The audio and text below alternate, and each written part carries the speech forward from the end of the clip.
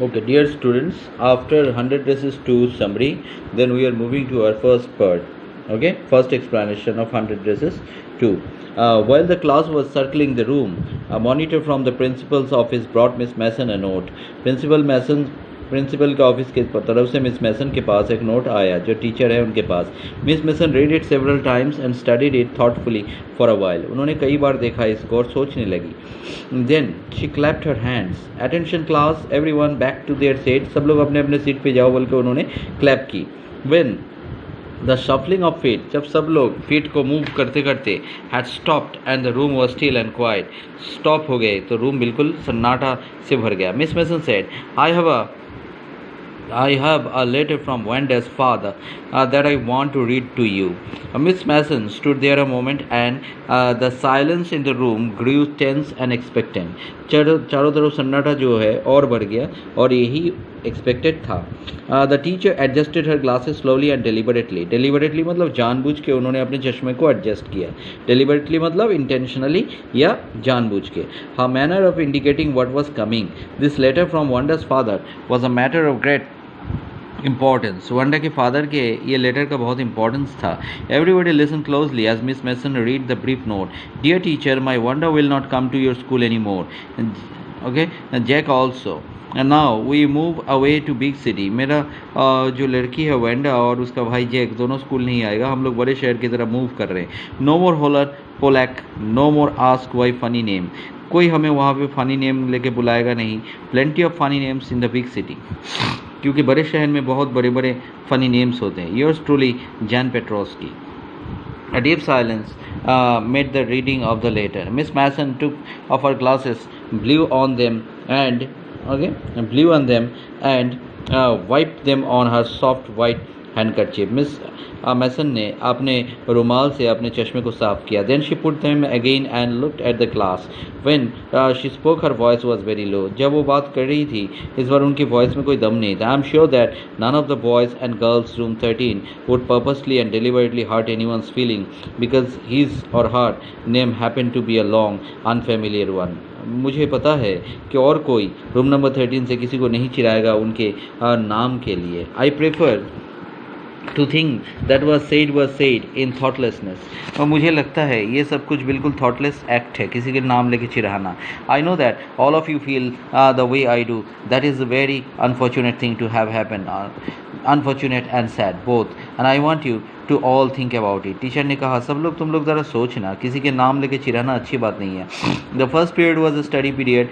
Maddie tried to prepare her lesson, but she could not put her mind on her work. She had a very sick feeling in the bottom of her stomach.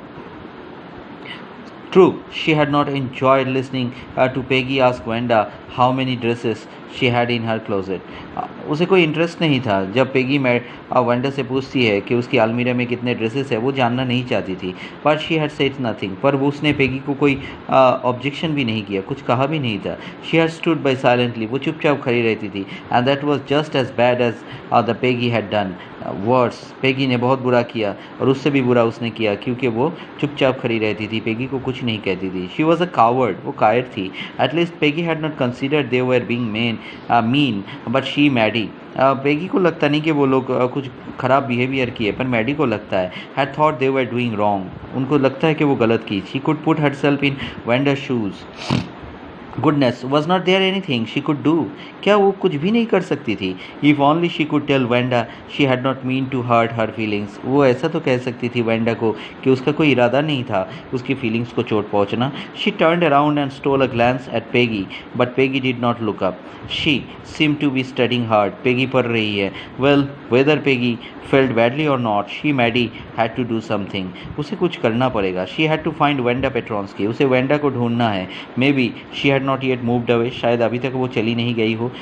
Maybe Peggy would climb the heights with her. शायद Peggy उसके साथ जाए. And they would tell Wanda she had won the contest. वो Wanda को बोलना चाहते हैं कि वेंडा तुम इस कॉन्टेस्ट को जीत चुके हो.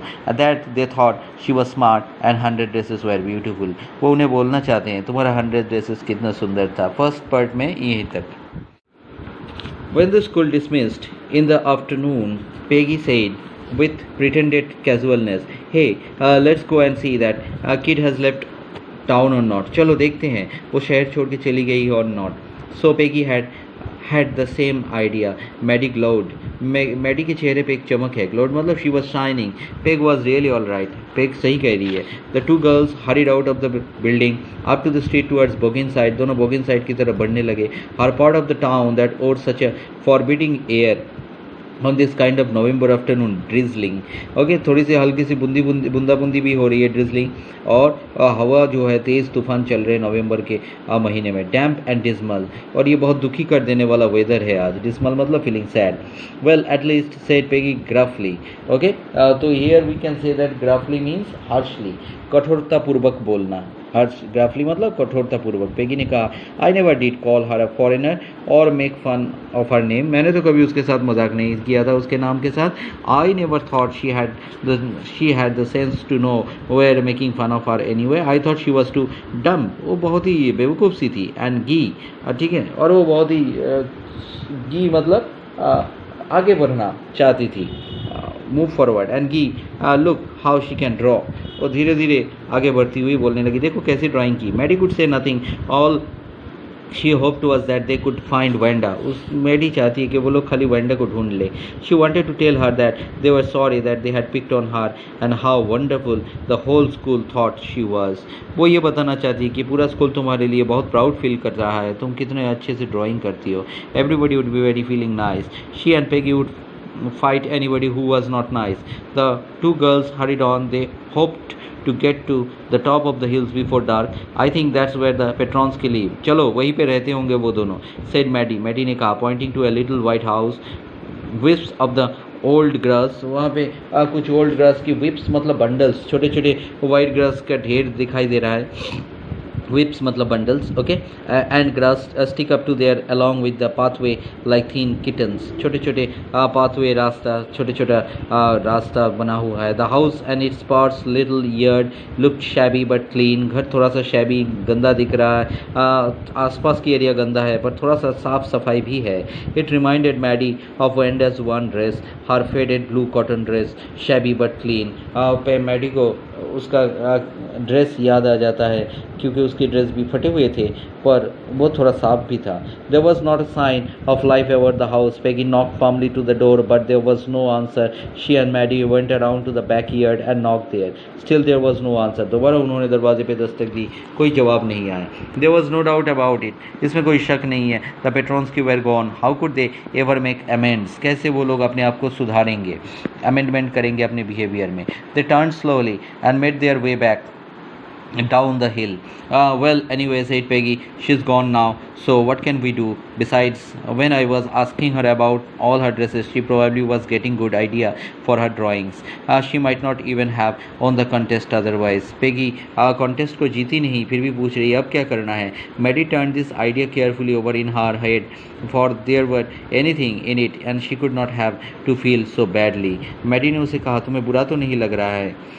But that night she could not get to sleep. Maddie उस रात को सो नहीं पाई. She thought about Wenda and her faded blue dress and the little house she had lived in, and she thought of her glowing picture those 100 dresses made. उन्होंने कितना शानदार glowing चमकीले 100 dresses की picture बनाया, वो मैडी सोचती रही रात भर। All lined up in the classroom, सब कुछ क्लासरूम में है। At last Maddie sat up in a bed and pressed her forehead tight in her hands and really thought this was the hardest thinking she had ever done. Maddie इतनी सोच पहले कभी नहीं सोची है। After a long time she had reached an important conclusion. She was never going to stand by and say nothing again.